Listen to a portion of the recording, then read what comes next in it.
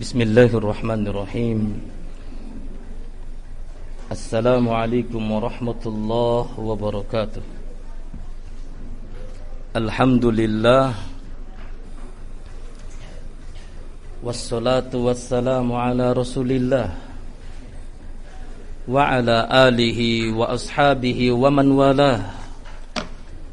Wa ashhadu an la ilaha illallah wahdahu la syarikalah wa ashhadu anna Muhammadan abduhu wa rasuluh. Wa ba'd. Ikhwani fid din wa akhwati fillah, rahimani wa rahimakumullah.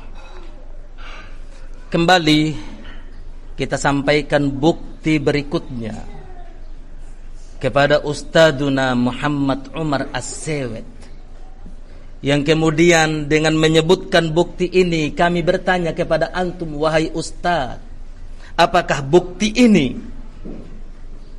menunjukkan bahwa asatidah jumhur yang bersama anda, yang bersama antum telah bersikap ekstrim, gulu terhadap Ustadz Lukman atau tidak? Berikut ini yang kami nukilkan adalah ucapan Andre Gurutta. Iya, Ustadz Sarbini, hadani Allah wa iyyah, Ustadz Muhammad Sarbini, Andre Gurutta. Apa itu Andre Gurutta? Anak sering dengar ada istilah itu. Hah? Boleh? Memang seperti itu? Hah? Ayo. Ana sering dengar ada ikhwah bilang Andre Gurutta. Nah, itu ucapan kan? Oh iya, bagus ya. Nah, ana bertobat kepada Allah kalau itu ucapan yang tidak bagus. Tapi sebelum kita nukil, mumpung ingat tadi mengapa ana minta rehat sejenak, karena alhamdulillah ana langsung diingatkan via japri WA bahwa Ustadz Saiful Bahri terkait dengan ucapannya yang kita nukilkan tadi telah rujuk dari ucapan itu. Nah, maka ana katakan sekarang di majelis ini, kalau memang benar Ustadz Saiful Bahri telah rujuk dari ucapannya tersebut, ana bertobat kepada Allah. Astagfirullah, atubu ilallah, tidak sepantasnya dinukil lagi. Adapun yang Ustadz Komar Suaidi, Ustadz Usama Mahari, Ustadz Abu Hamzah Yusuf, sampai detik ini kita belum mengetahui mereka rujuk dari sikap ekstrimnya tersebut, dari ucapan kerasnya tersebut. Kalau memang Ustadz Saiful Bahri telah rujuk dari ucapannya yang kita nukilkan tadi, atubu ilallah, ana Abu Fuad bertobat kepada Allah dan meminta maaf kepada Ustadz Saiful Bahri. Nah, dan sekarang saya akan nukilkan dari Andre Gurutta, Al-Ustadz Muhammad Sarbini, hadani Allah wa iyyah. Nah, tidak mengapa ana sebut nama antum? Boleh?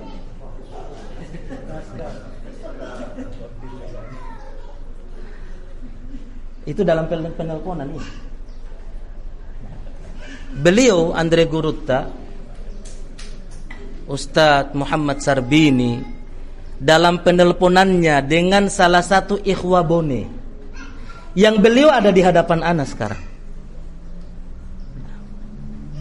Ustadz Muhammad Sarbini mengatakan kepada beliau yang ucapannya bagaimana, antum mau coba ajak dia bicara?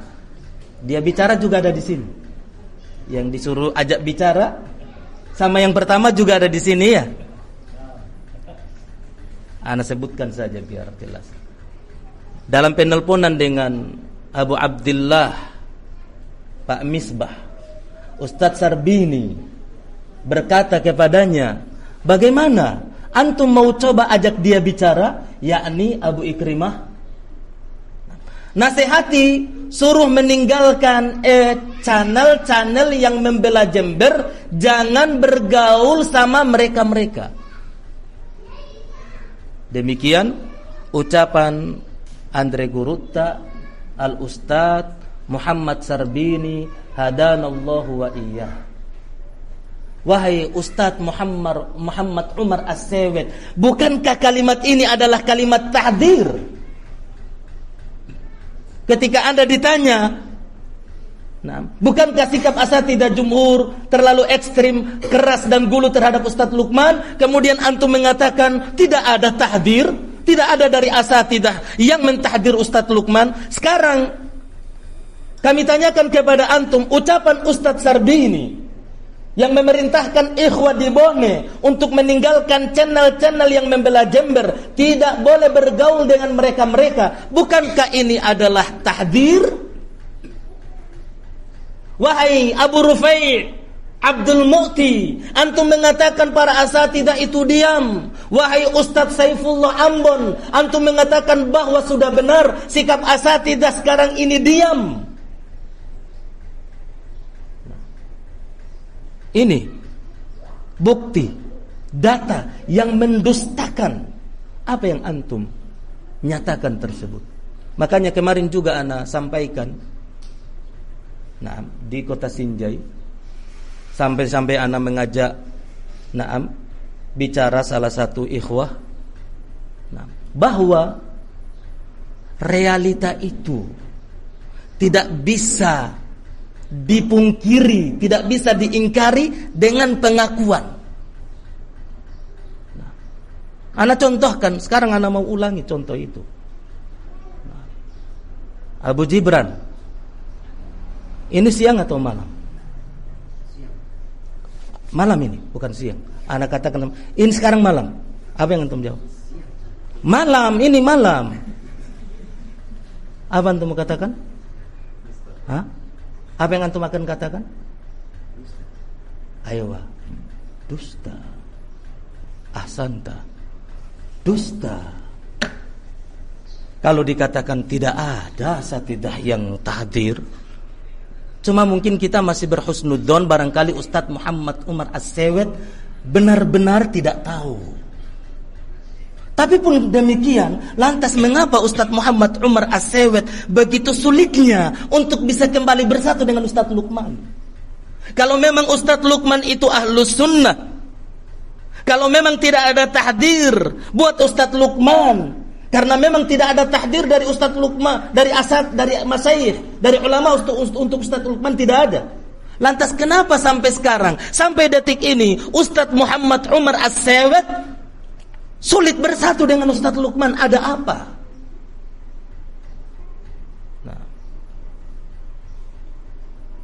Dan ucapan Ustadz Muhammad Sarbini ini terjadi pada tanggal 26 Ramadan tahun 1442 Hijriyah. Demikian Abu Abdullah. Demikian. Sebagai pertanggungjawaban ilmiah kita harus sebutkan. Terakhir poin tentang Ustadz Afifuddin, untuk sekedar mau menyampaikan ke Ustadz Muhammad Umar As-Sewet, memang benar-benar ada, terjadi nyata penyikapan yang berlebihan dari asatidzah yang bersama antum wahai Ustadz terhadap Ustadz Lukman.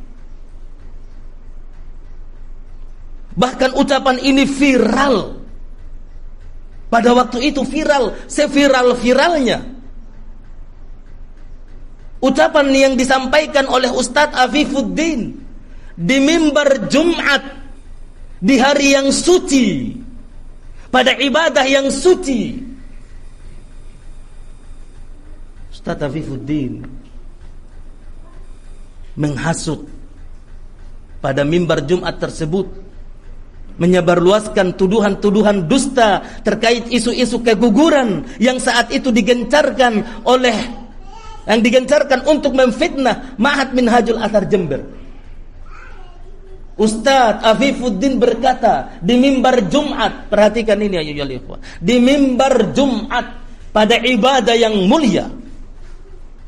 Bagaimana mimbar Jumat ibadah yang mulia, namun disampaikan isu-isu dusta, tuduhan-tuduhan dusta, Bukankah ini sikap yang gulu dan ekstrim kepada Ustadz Luqman?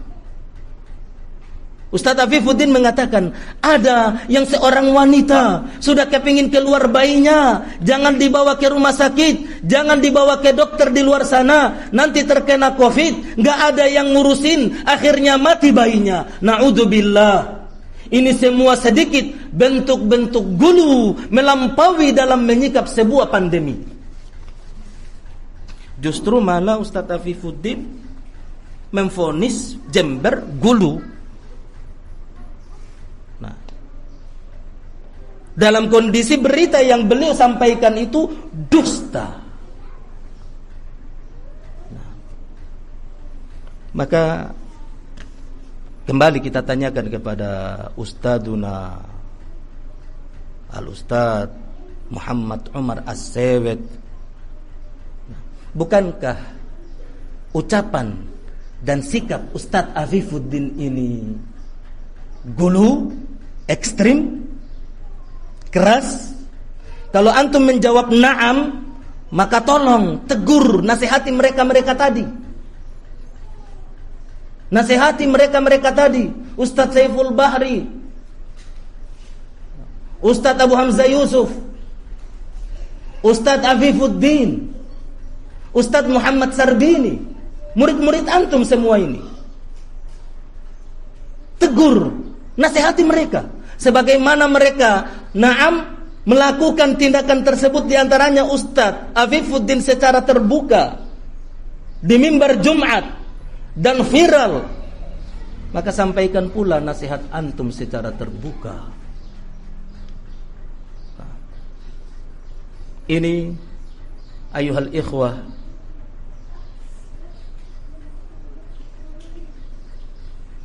kita hanya mengkhawatirkan saja, jangan sampai statement dan sikap asatidah jumhur ini akan masuk pada kategori meremehkan nasihat ulama, meremehkan ikhwah sesama ahlus sunnah. Kami khawatir. Kami tidak memastikan loh ya, kami cuma khawatir. Ketika para ulama, ketika para masyayikh sudah berbicara, sudah menasihatkan, sudah mewasiatkan, namun ternyata asatidah jumhur tidak mau menunaikan nasihat tersebut, kami hanya khawatir saja jangan sampai sikap asatidah ini akan masuk pada kategori meremehkan para ulama, meremehkan nasihat ulama, meremehkan ikhwah sesama ahlus sunnah. Yang kata al-Imam Ibnul Mubarak, Abdullah Ibnul Mubarak, man istakhaffa bil ulama dhahabat akhiratuh. Barang siapa yang meremehkan ulama akan hilang agamanya. Hilang agamanya tidak mesti kemudian dia menjadi Nasoro atau Yahudi. Tidak mesti. Boleh jadi dia tetap Islam, tapi akidahnya, manhajnya telah hilang, runtuh oleh sikap-sikap penolakan, peremehan. Bahkan kita dapatkan di antara oknum asatidah jumhur menghina, merendahkan, menjatuhkan para ulama. Di antaranya tadi Zuhair Syarif, nah, yang dengan lantangnya, dengan nekatnya dia mencela, dia menghina, dia menjatuhkan Asy-Syaikh Arafat Ibn Hasan Al-Muhammadi. Kami khawatir kalau antum tidak segera bertobat, ayyuhal asatidah jumhur, jika antum tidak bertobat, kami khawatir jangan sampai ucapan Abdullah ibnul Mubarak akan berlaku kepada antum. Man istakhaffa bil ulama dhahabat akhiratuhu. Barang siapa yang meremehkan ulama, maka akan hilang agamanya. Sedikit demi sedikit, setahap demi setahap. Nah, dosa itu tidak langsung yang besar-besarnya ditawarkan oleh syaitan. Dari yang kecil dulu, berlanjut yang setelahnya, berlanjut yang setelahnya. Sebagaimana ucapan seorang tabi'in yang mulia, yang saya tidak bosan-bosannya menukilkannya kepada antum sekalian, kepada kita semuanya, sebagai pelajaran buat kita semuanya, termasuk saya. Inna lil hasanati akhwat wa inna lis sayyiati akhwat wa inni la a'malul hasanata tama'an fi ukhtiha allati hiya akbaru minha wa inni la atruku sayyi'ata khaufan min ukhtiha allati hiya akbaru minha. Satu kejelekan itu punya kawan-kawan, punya saudara-saudara. Demikian pula dengan satu kebaikan, punya kawan-kawannya, punya saudara-saudaranya. Satu kejelekan yang dilakukan oleh seorang hamba ini akan memancing dia pada kejelekan-kejelekan berikutnya. Sebagaimana kata Al-Qamah bin Qais, wa inni la a'malul hasanata tama'an fi ukhtiha allati hiya akbaru minha. Sungguh aku benar-benar bersemangat untuk melakukan satu kebaikan, berharap semoga aku akan sampai pada kebaikan-kebaikan berikutnya yang lebih besar daripada itu. Wa inni la atruku sayyi'ata, dan benar-benar aku berusaha meninggalkan satu kejelekan karena khawatir jangan sampai aku jatuh pada kawan-kawannya, pada saudara-saudaranya, pada kejelekan-kejelekan berikutnya yang lebih besar dari yang sebelumnya.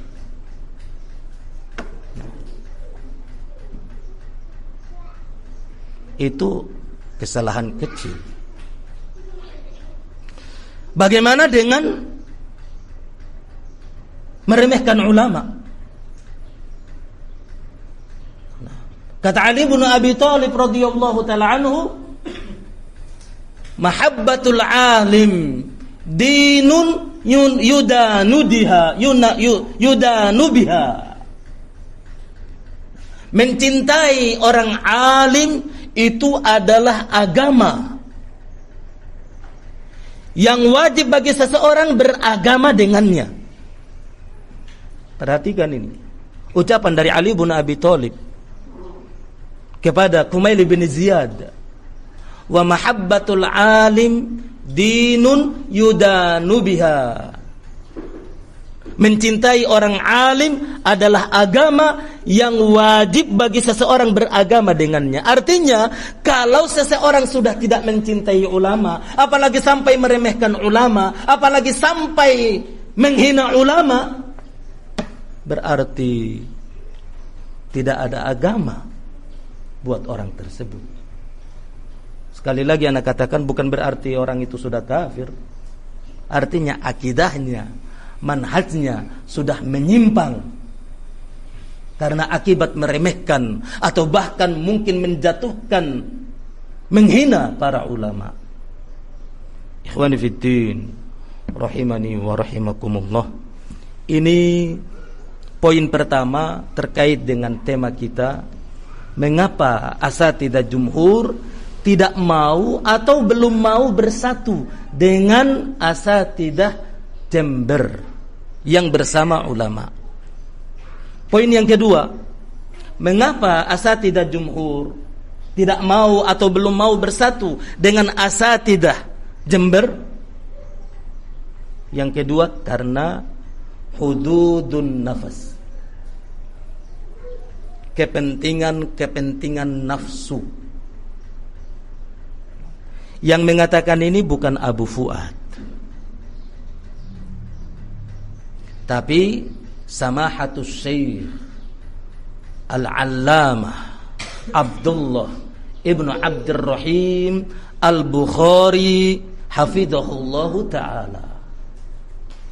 Pada nasihat beliau, pada audio nasihat beliau yang beliau sampaikan pada tanggal 4 Syawal 1442 Hijriah yang berkenaan dengan tanggal 16 Mei 2021. 3 tahun yang lalu. Nah, kata Syekh Abdul Al-Bukhari, wa munawalatu hadzal amri wan nadru fihi la yakhda' li hududin nafs wal umuri syakhsiyah, innama mizanu dhalika huwal manhajus salafi alladhi alaihi al-ijtima'. Barakallahu fikum. Menangani persoalan ini, yakni persoalan fitnah yang terjadi di Indonesia, wan nadru fihi, dan menilainya, tidak boleh tunduk pada kepentingan nafsu. Ini nasihat Asy-Syaikh kepada asatidzah jumhur. Ini nasihat Asy-Syaikh Abdul Al-Bukhari kepada asatidzah jumhur. Wa munawalatu hadzal amri wan nadru fihi la yakhda' li hududin nafs. Menangani perkara ini dan menilainya tidak boleh tunduk pada kepentingan nafsu wal umuri syakhsiyah, dan tidak boleh pula tunduk pada kepentingan pribadi, tidak boleh.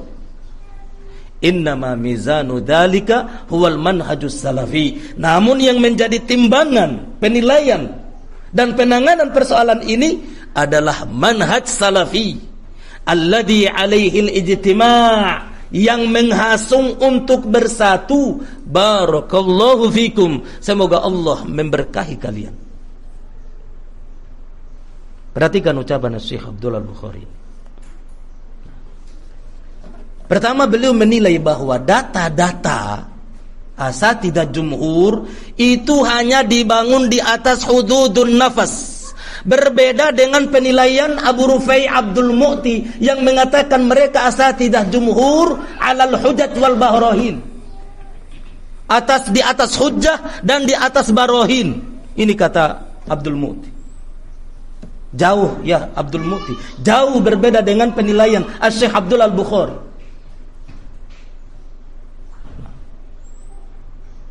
Bertobat antum wahai Abu Rufai Abdul Mu'ti, bertobat antum. Bertobat kalian wahai asatidzah jumhur.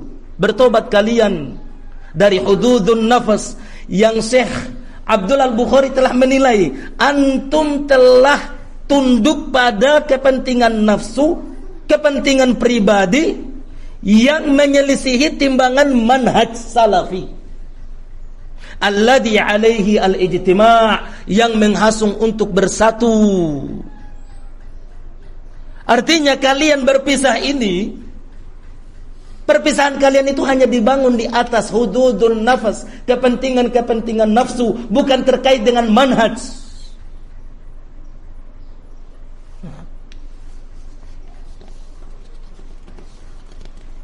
Dan ditegaskan pula oleh Syekh Abdul Al-Bukhari, kembali ditegaskan oleh Syekh Abdul Al-Bukhari pada tanggal 12 Safar 1444 Hijriah, 2 tahun berikutnya, yang berkenaan dengan tanggal 9 September 2022, berarti 1 tahun berikutnya. Nah, kembali Syekh Abdul Al-Bukhari menegaskan, wallahi, pada majlis Jalsah Madinah yang dihadiri oleh kedua belah pihak, pihak jumhur dan pihak Jember, hadir pada tempat itu. Syekh Abdul Al-Bukhari kembali menegaskan langsung kepada asatidzah jumhur, wallahi, demi Allah, hadal majlis ini akadali, semakin meyakinkan aku ala ma qultu an awraqikum, terhadap penilaianku terkait dengan data-data kalian, annaha mabniyatun, bahwasanya data-data kalian tersebut hanyalah dibangun ala hududin nafas, di atas kepentingan nafsu. Ya Abu Rufai, Dari mana antum bisa mengatakan bahwa asatidzah jumhur punya data-data, punya barohin, punya hujjah? Dari mana? Siapa yang mengatakan kepada Anda? Siapa yang memerintahkan Anda untuk mengucapkan kalimat ini? Siapa? Lancang sekali.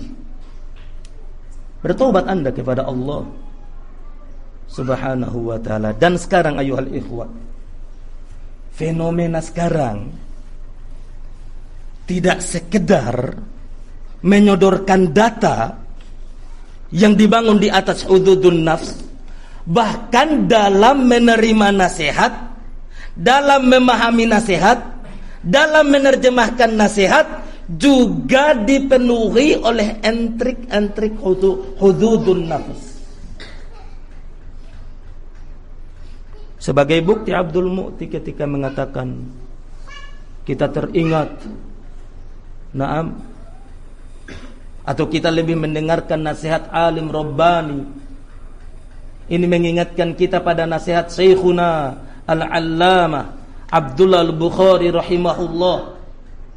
Ini konteks dari dia rahimahullah ta'ala. Terakhir ketika melakukan telekonferensi ke Ma'had Jember, beliau menasihatkan, mewasiatkan kepada seluruh salafiyin, barang siapa yang diam maka dia akan selamat.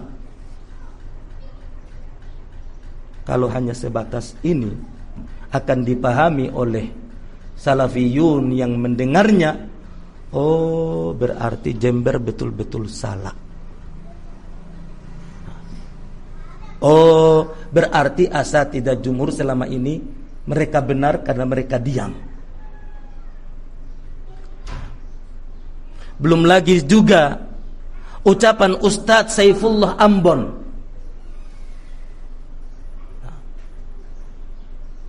Ustadz Saifullah Ambon pada salah satu audio rekaman majelis ta'lim beliau yang terekam dan tersebar luas, pada majelis tersebut beliau membacakan terjemahan nasihat Syekh Abdul Al-Bukhari. Yang sebelum membacakan nasihat Syekh Abdul Al-Bukhari, Ustadz Saifullah Ambon berkata, "Thayyib.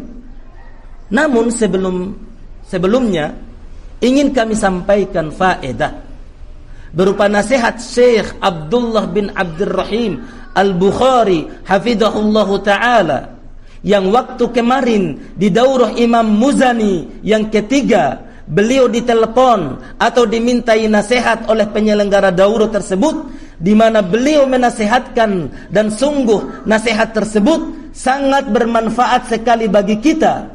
Dan ternyata ini dia ucapan dia yang ini.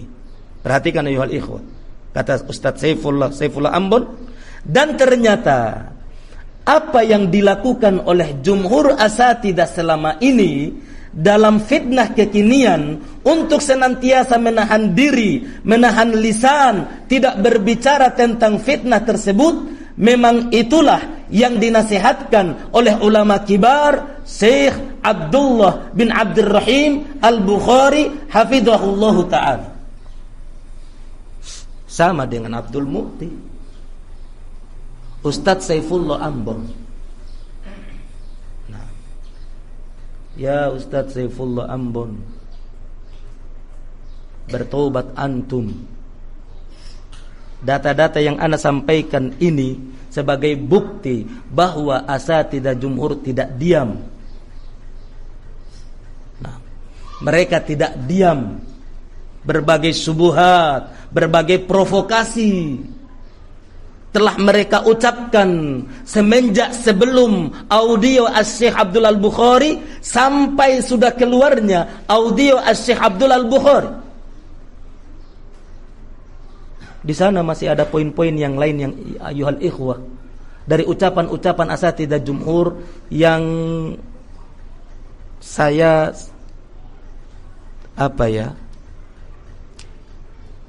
tidak berminat untuk menyampaikannya kepada antum. Kenapa? Karena terlalu berlebihan. Ngeri mendengarnya, apalagi membacanya. ungkapan-ungkapan yang Allahul Musta'an, yang ungkapan-ungkapan itu belum sampai kepada Syekh Abdul Al-Bukhari. Nah, maka kami menilai bahwa Ustadz Saifullah Ambon ini sepertinya telah gagal faham dengan isi audio atau terjemahan nasihat Syekh Abdul Al-Bukhari yang beliau bacakan sendiri di majelis itu dari awal hingga tuntas.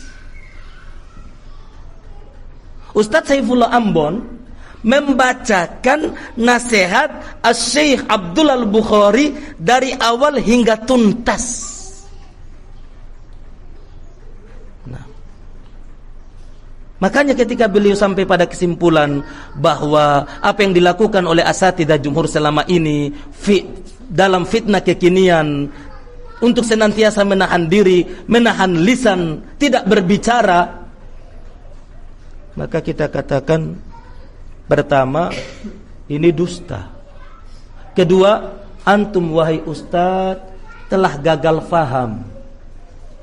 Antum mengira bahwa nasihat Syekh Abdul Al-Bukhari semata-mata hanya menasihatkan untuk diam. Sementara kalau kita baca dengan seksama, kita pahami dengan seksama, tidak seperti itu yang diinginkan oleh Syekh Abdul Al-Bukhari. Nah, bahkan Syekh Abdul Al-Bukhari justru mengatakan berbicara yang baik itu lebih afdol daripada sekedar diam dengan menukilkan ucapan Al-Imam Ibnu Abdul Barr. Nah, bahwasanya al-qaulul khair afdalu minas somti, lianna qaulal khair ghanimah was-sukuta salam wal ghanimatu afdalu minas salam. Mengucapkan ucapan yang baik itu adalah ghanimah, adalah kemenangan, sementara diam itu adalah keselamatan. Dan kemenangan itu lebih utama daripada keselamatan. Kenapa? Karena memang pada kemenangan telah tercakup di dalamnya keselamatan. Seseorang tidak akan dikatakan menang kalau dia tidak selamat. Nah, ikhwani fiddin, rahimani wa rahimakumullah. Sebenarnya saya sangat berkeinginan sekali di majelis ini ingin membacakan dan menerjemahkan nasihat Syekh Abdul Al-Bukhari tersebut. Namun sayang waktu yang membatasi kita. Nah, semoga ada waktu yang lain, majelis yang lain untuk kita membacakan nasihat dari Syekh Abdul Al-Bukhari yang kita berharap, yang kita inginkan faedah yang diinginkan oleh para masyayikh kita terkait dengan audio nasihat telekonferensi dari Syekh Abdul Al-Bukhari. Adapun untuk pertemuan kali ini kita cukupkan sampai di sini. Nah, jazakumullahu khairan, Allahu barik fikum. Dan ana memohon maaf yang sebesar-besarnya sekiranya ada ucapan yang keluar dari lisan ana yang tidak sesuai, ucapan yang salah, ucapan yang keliru, mohon disampaikan kepada ana dan ana atubu ilallah. Saya bertobat kepada Allah Subhanahu wa ta'ala, dan saya akan berterima kasih kepada ikhwah yang menunjukkan kepada saya kesalahan tersebut, tentu dengan cara yang hikmah. Saya akan sangat berterima kasih kepada ikhwah yang menunjukkan kepada saya kesalahan saya yang disampaikan secara hikmah. Jazahullahu khairan. Dan saya bertobat kepada Allah Subhanahu wa ta'ala. Dan saya memohon maaf kepada pihak-pihak yang apabila saya melontarkan kata dan ucapan, itu adalah kata dan ucapan yang tidak tepat, ucapan yang salah. Kita akhiri majlis daurah atau kajian kita ini. Subhanakallahumma bihamdik, asyhadu an la ilaha illa anta, wa astaghfiruka wa atubu ilaik. Walhamdulillahi rabbil alamin. Wassalamu alaikum warahmatullahi wabarakatuh.